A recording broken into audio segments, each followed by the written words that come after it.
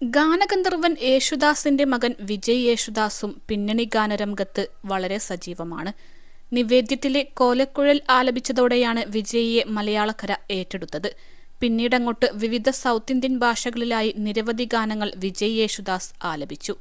ജോസഫിലെ പൂമുത്തോളെ പാടിയ ശേഷം വിജയ് യേശുദാസ് എന്ന പേര് കേൾക്കുമ്പോൾ എല്ലാവരും അറിയാതെ പൂമുത്തോളെ പാടും. എപ്പോഴും വാർത്തകളിലും ഗോസിപ്പ് കോളങ്ങളിലും നിറഞ്ഞു നിൽക്കാറുള്ള ഒരു ഗായകൻ കൂടിയാണ് വിജയ്. ഇനി മുതൽ മലയാള സിനിമയിൽ താൻ പിന്നണി പാടില്ലെന്ന് വിജയ് പ്രഖ്യാപിച്ചത് വലിയ ചർച്ചയായിരുന്നു. 44-കാരനായ വിജയ് ഏറെക്കാലത്തെ പ്രണയത്തിനു ശേഷമാണ് വിവാഹിതനായത്. എന്നാൽ അടുത്തിടെ ഭാര്യ ദർശനയുമായുള്ള വിവാഹബന്ധം വേർപ്പെടുത്തി വിജയ് യേശുദാസ്. താരം തന്നെയാണ് അക്കാര്യം വെളിപ്പെടുത്തിയതും. എല്ലാവരുമായും സൗഹൃദം സൂക്ഷിക്കുന്ന കൂട്ടത്തിലാണ് വിജയ് യേശുദാസ്. ഇപ്പോഴിതാ വിജയ് യേശുദാസ് വീണ്ടും ചർച്ചകളിൽ നിറയുകയാണ്.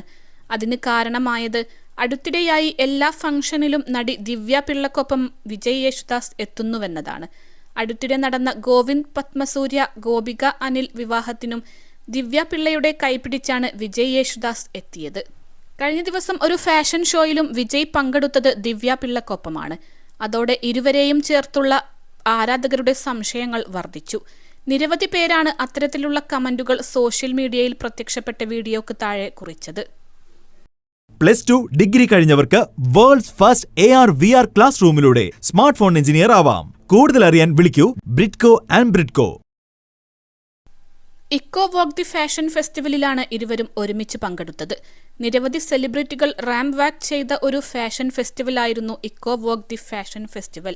കറുത്ത ബാഗി പാന്റും ബനിയനും വെളുത്ത ഷർട്ടുമായിരുന്നു വിജയുടെ വേഷം. ഗൗണായിരുന്നു ദിവ്യ പിള്ളയുടെ വേഷം. റാമ്പിലേക്ക് കയറും മുൻപ് ബാക്ക് സ്റ്റേജിലൂടെ ഇരുവരും കൈകോർത്ത് പിടിച്ചു നടന്നു നീങ്ങുന്ന വീഡിയോയാണ് പ്രണയഗാനങ്ങളുടെ അകമ്പടിയോടെ സോഷ്യൽ മീഡിയയിൽ പ്രചരിക്കുന്നത്. റാമ്പിൽ കയറിയിട്ട് കൈകോർത്ത് നടന്നാൽ പോരെ, ബാക്ക് സ്റ്റേജിൽ നിന്ന് തന്നെ തുടങ്ങണോ എന്നായിരുന്നു വീഡിയോക്ക് പ്രത്യക്ഷപ്പെട്ട ഒരു കമന്റ്. മറ്റു ചിലർക്ക് അറിയേണ്ടിയിരുന്നത് ഇരുവരും പ്രണയത്തിലാണോ എന്നതായിരുന്നു. അച്ഛന്റെ പേരുള്ളത് കാരണം പാടുന്നു, അല്ലെങ്കിൽ വിജയിയെ ആര് പാടിക്കാൻ? ഇവനുള്ള കാരണം നല്ല നല്ല കലാകാരന്മാർക്ക് പാടാനുള്ള അവസരം പോയി. പുള്ളി അപ്പോൾ രഞ്ജിനിയെ വിട്ടോ? അടുത്ത ഗോപി സുന്ദർ അവാർഡ് വാങ്ങുവോ? എന്നിങ്ങനെയും കമന്റുകളുണ്ട്. ഒരു കാലത്ത് ഗായിക രഞ്ജിനി ജോസിന്റെ പേരുമായി ചേർത്തുവെച്ചും വിജയിയുടെ പേരിൽ ചില കിംവദന്തികൾ പ്രചരിച്ചിരുന്നു. എന്നാൽ ഈ വാർത്തയെ തള്ളി രഞ്ജിനി ജോസ് ഒരു അഭിമുഖത്തിൽ പ്രതികരിച്ചതോടെ അത് ഇല്ലാതെയായി. 35-കാരിയായ നടി ദിവ്യ പിള്ള അയാൾ ഞാനല്ല എന്ന സിനിമയിലൂടെയാണ് അഭിനയത്തിലേക്ക് എത്തുന്നത്. കള അടക്കമുള്ള സിനിമകളിലെ നായികയായിരുന്നു. ബ്രിട്ടീഷ് പൗരനായ ഒസാമ അൽ ബന്നയുമായി ദിവ്യ മുൻപ് വിവാഹിതയായിരുന്നു. പിന്നീട് ആ ബന്ധം ഇരുവരും വേർപിരിഞ്ഞു എന്നാണ് റിപ്പോർട്ടുകൾ. പ്രണയവിവാഹമായിരുന്നു ദിവ്യയുടേത്. ആദ്യം ജോലി ചെയ്ത എമിറേറ്റ്സ് എയർലൈനിൽ പ്രവർത്തിക്കുന്ന സമയത്ത് തുടങ്ങിയ പരിചയമായിരുന്നു വിവാഹത്തിൽ എത്തിച്ചത്. ദിവ്യയുടെ വിവാഹ ചിത്രങ്ങൾ ഒന്നും തന്നെ സോഷ്യൽ മീഡിയയിൽ എവിടെയും താരം പങ്കുവച്ചിട്ടില്ല. അതുകൊണ്ട് തന്നെ വിവാഹം, പ്രണയം എന്നിവയുമായി ബന്ധപ്പെട്ട് നടി പറഞ്ഞ കാര്യങ്ങൾ മാത്രമേ ആരാധകർക്കും അറിയൂ.